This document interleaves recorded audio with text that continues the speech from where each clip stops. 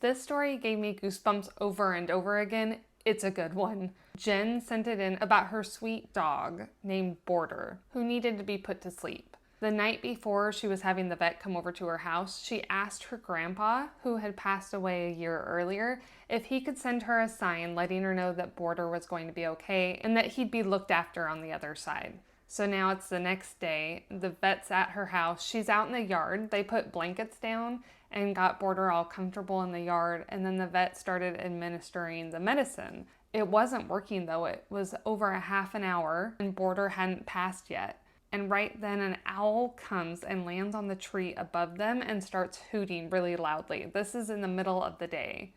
After a minute or two, Border passed away and she was just devastated.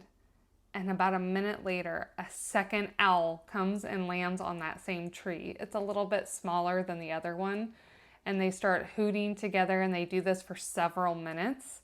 And then they just go silent. And Jen was just there with Border for this whole time, maybe 30 minutes. And then they carried Border to the vet's car. And when they put Border in the car, the owls started up again, really loud. So loud that the vet was like, this is strange. Here in the middle of the day, these two owls. Jen said that she's been in that house for 7 years and nothing like this has ever happened.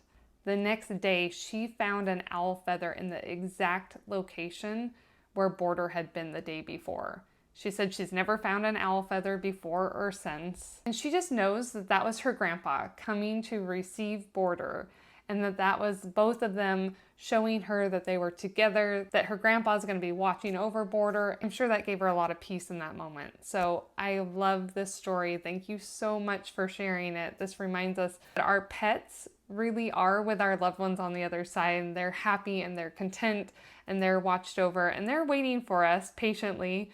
And when we get there, they're going to run into our arms. I just know it. Thank you very much for sharing the story of connection.